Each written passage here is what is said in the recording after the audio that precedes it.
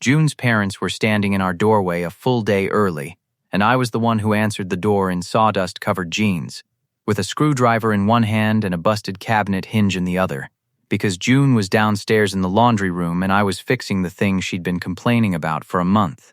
Her mother took one look at me, at the screwdriver, at the apartment behind me that I clearly lived in, and her whole face did something soft and certain, and she said, "Oh, you must be the boyfriend." And before I could say no, "Ma'am, I'm the roommate," June came up the stairs with a laundry basket on her hip and froze on the landing, and her eyes went from her parents to me to the screwdriver. And I watched the whole calculation happen behind them in about half a second, and instead of correcting it, she set the basket down, crossed the hall, took my free hand and said, "Yeah, this is Sam." My entire body did the thing where your face keeps smiling while your brain files an emergency report. Because June was not my girlfriend. June was my roommate. We split rent and a bathroom and a Netflix password, and 10 seconds earlier I'd been a man fixing a hinge, and now I was, apparently, the reason she wasn't going to go home. Her parents had driven 9 hours to take their daughter back, and her mother's wrong guess had just handed June the one card she didn't know she'd been holding. I want to walk you through the next 4 days, because they were the strangest and best 4 days of my life, and because somewhere in the middle of them I figured out a thing about June and me that we'd both been carefully not figuring out for 2 years. But I have to start with the lie, and her hand, and her mother's face, because that's where it all turned. Let me back up. My name's Sam. I'm 32. I build furniture for a living, real furniture, the kind people keep, tables and chests and bookshelves that'll outlast the people who buy them. I work with my hands and I'm slow to talk, which matters in this story, because the woman I live with talks enough for both of us, and somewhere along the way, that became my favorite sound in the world, and I never said so. June moved in 2 years ago. We met the boring way she answered an ad. We split a 2-bedroom because this city eats your paycheck, and on paper we were strangers dividing a utility bill. And then we weren't. You know how it goes if you've ever had the right roommate. The apartment stops being a place you split and starts being a place you're both glad to come home to. We cooked. We had a show. She'd come home wrecked from work. She does graphic design for a marketing firm. Brutal hours. Clients who think make it pop as feedback, and I learned to read it on her the second she hit the door. Learned when to put the kettle on and when to just be a guy in the room who didn't need her to perform being fine. I learned her in pieces, the way you learn a person you live with. I learned she's scared of exactly 2 things: the dark, a little, and going home, a lot. I learned she sends a made-it text to her work friend every night and waits for the one back, a habit from living alone in a new city. I learned which of her laughs is the real one, the one where she covers the gap in her front teeth with her hand. And I learned to live for it the way you start living for small things without noticing you've started. There was a night the power went out across the whole block and she got quiet in the dark, and I lit candles and we sat on the kitchen floor and talked till 2 in the morning about the lives we thought we'd have by now. And at one point her head came to rest on my shoulder and I sat so still I forgot to breathe, terrified that if I moved she'd remember herself and pull away. She did pull away, eventually, she always did. But I stayed up the rest of that night knowing I was in trouble I was never getting out of. Here's the thing I have to tell you, because it's the whole engine of what happened. About a year ago, somewhere in there, I started building June a table. Not for any occasion. She'd mentioned once, offhand, that the folding card table we ate at was depressing, that someday she wanted a real one, a proper one, the kind you'd keep. And I'm a furniture maker, so I started building her one, in secret, out at the shop, on my own time. A walnut table, the good wood, dovetailed and pegged, the kind of thing that takes a year of stolen Saturdays because you keep wanting it to be perfect. I never told her.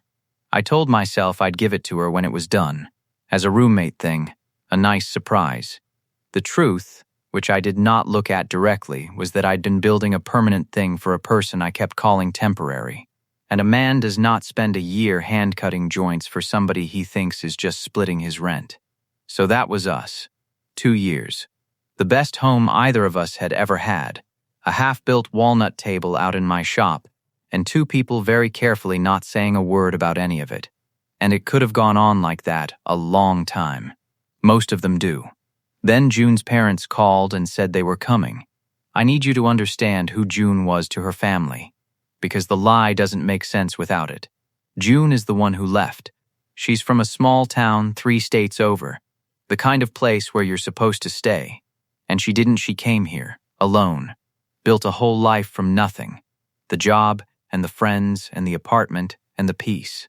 And her parents have never once seen it as anything but a mistake she hasn't corrected yet. To them, she's the daughter who ran off and is wasting herself out here.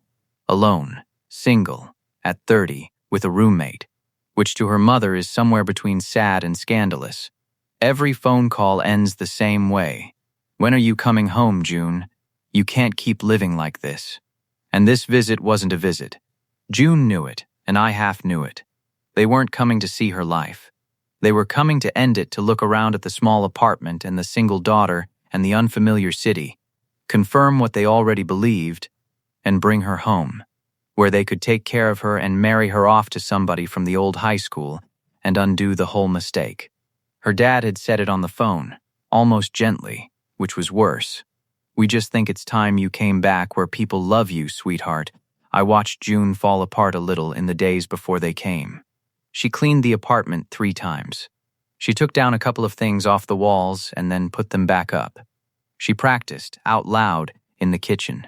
The speech about how good her job was going, how she had friends, how she was happy, practiced it like a woman building a case she already knew she was going to lose.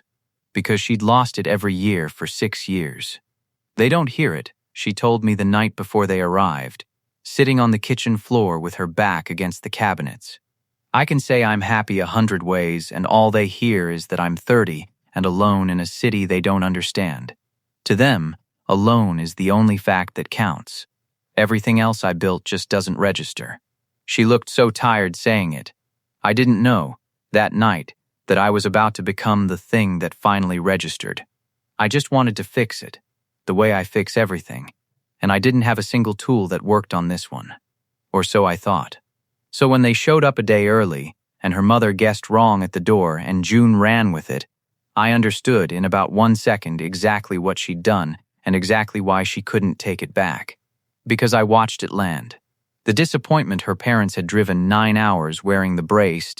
Here we go again, disappointment just lifted off both their faces, like weather clearing. Her mother said, "Oh," again, delighted now. Her father set down their bags and shook my hand properly, man to man. And 2 people who'd come to collect their failure of a daughter were suddenly looking at her like she'd been right to leave all along. You cannot take a thing like that back. The second you'd open your mouth to undo it, you'd be putting the disappointment right back on their faces with your own hands. June couldn't do it. I could see that she couldn't. I got her alone in the kitchen 10 minutes later, both of us pretending to deal with drinks. "Sam," she whispered fast. Before I could say anything, I know. I'm so sorry. I panicked.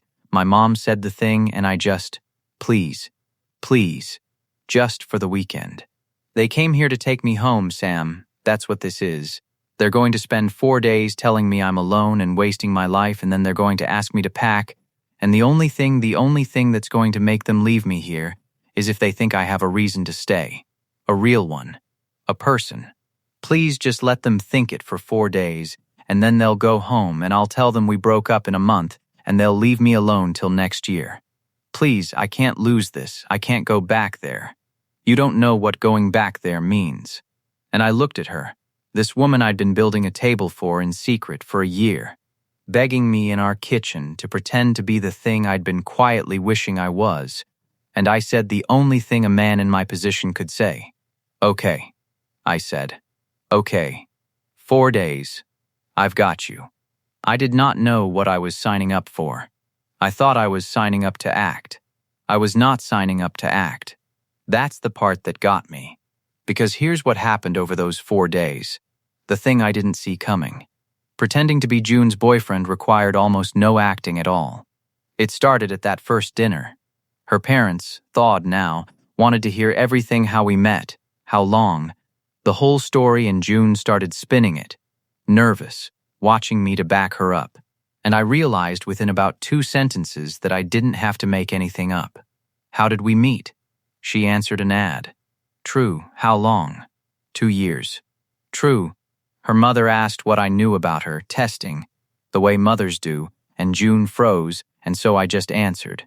I said June takes her coffee with so much cream it's barely coffee and gets defensive about it. I said she hums when she's concentrating and has no idea she does it. I said when a client guts her, she doesn't want to talk, she just wants somebody in the room, so I've learned to be somebody in the room. I said she leaves little drawings on the grocery list, the milk's always got a face. And her mother was nodding, charmed, and June was staring at me. Because none of it was the lie. All of it was just true. I knew it because I'd lived it, not because we'd rehearsed it. It went like that all 4 days. They'd ask a couple a question, and I'd answer it honestly, and it would land as proof. Her mother, who was the harder sell, kept setting little traps. What's June's favorite? She's so picky, and I'd answer without thinking. She's not picky. She just won't admit she only likes the spicy one. She'll order the mild one to be polite, and then eat half of yours. And her mother would blink. Because that was exactly true and exactly the kind of thing only somebody who'd shared 100 dinners would know.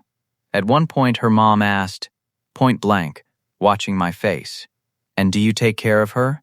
Because she'll tell you she doesn't need taking care of." And I said, "She doesn't need it. She just never lets anybody do it anyway, so I figured out how to do it without her noticing, leave the porch light on, make too much dinner, be awake when she gets home so she doesn't walk into a dark apartment." The trick with June is you can't make it a favor. You have to make it just how things are. And her mother put down her fork and didn't say anything for a second, and I realized I'd told her something I'd never even told myself out loud. Her dad asked, man to man, doing the dishes, what I liked about his daughter. And I told him the truth that she's the bravest person I know. That she built a whole life out of nothing in a city where she didn't know a soul. That I don't think she has any idea how rare that is, and her dad got quiet and looked at me a long moment and said, "She is brave. We forget that. We just worry." And I said I knew, and I meant it. And none of that was acting either. There was a moment in there, drying a plate next to a man who'd driven 9 hours to take his daughter away from me, where I wanted to tell him the whole truth so badly that the boyfriend was a lie, but everything under it was the realest thing in my life, and I had to physically stop myself. Because it wasn't my secret to tell. It was June's. I just had to stand there being honest inside a lie, which it turns out is the most confusing thing a slow person like me can be asked to do. The strangest part was June, because June, watching me not act, started to come apart a little, in a way I didn't understand at first. The second night, after her parents went to bed, we were doing dishes in the dark kitchen, just the light over the stove. The way we'd done 1,000 nights, and she was very quiet, drying the same plate for too long. And finally she said, "How do you know all that?" The coffee, the humming, the way I won't admit I like the spicy one. "How do you know all of it?" "Because I live with you," I said. "Because I pay attention. My last actual boyfriend didn't know I hum," she said. Quiet. We dated a year. He didn't know my dad calls me Junie, or that I hate the dark, or that I send Priya a text every night so somebody knows I got home. You knew all of it inside 2 months, and you never said a word about any of it. You just quietly knew it, and used it to take care of me, and never once made it a thing I owed you for. She set the plate down. "Do you know how strange that is? I spent the whole dinner tonight watching you describe me to my parents, and getting more upset with every single thing you got right. And I couldn't figure out why I was upset, and then I figured it out." She didn't look at me. "I was upset because none of it was a performance. You weren't pretending to be the guy who knows me. You actually are him. You've been him for 2 years, and I've been calling it roommates." I didn't say anything. I couldn't. The dishwater had gone cold around my hands. "Anyway," she said, in the bright, broken voice she uses to end a thing she's said too much in, "Thank you. For tonight. For all of it." And she looked at me one more second. A second too long. And then she looked away fast and said goodnight, and went to bed.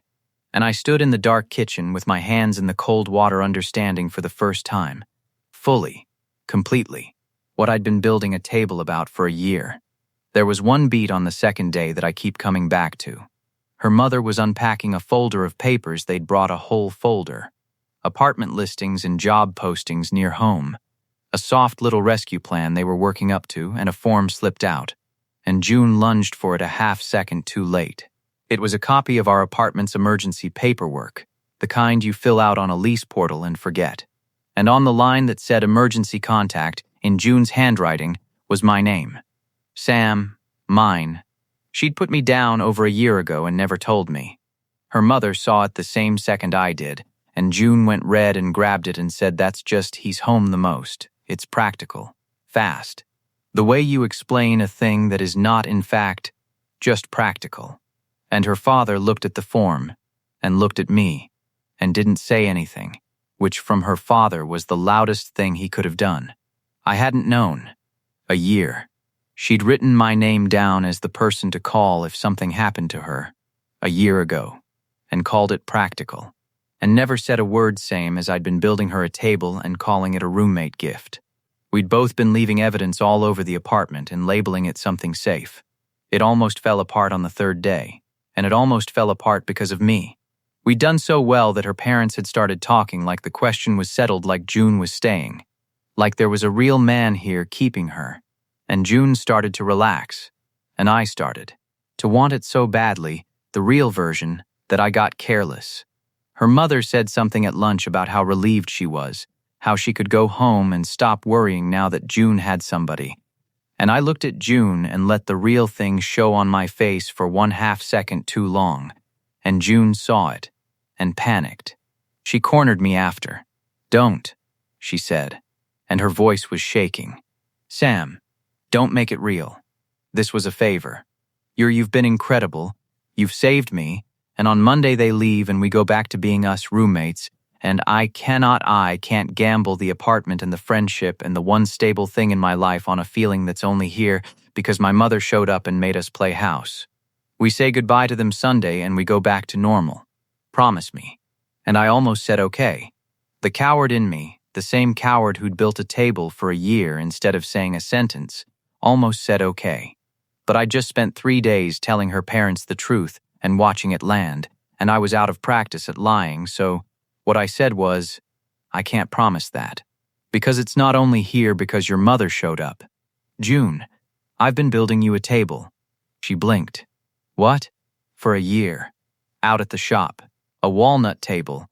A real one. The kind you keep because you said once you wanted a real table someday, and I'm a furniture maker, so I just started making you one. In secret.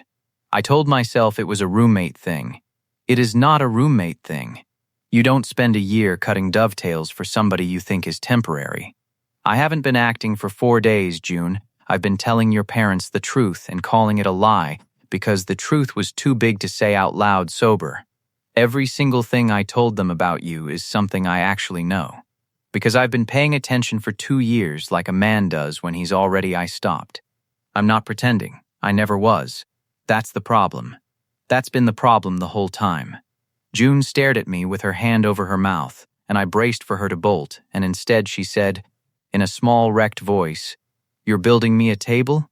It's almost done. I keep not finishing it. I think because finishing it meant giving it to you, and giving it to you meant saying why." And that's about when her father knocked on the doorframe. He'd been standing in the hall. I don't know how long. Long enough.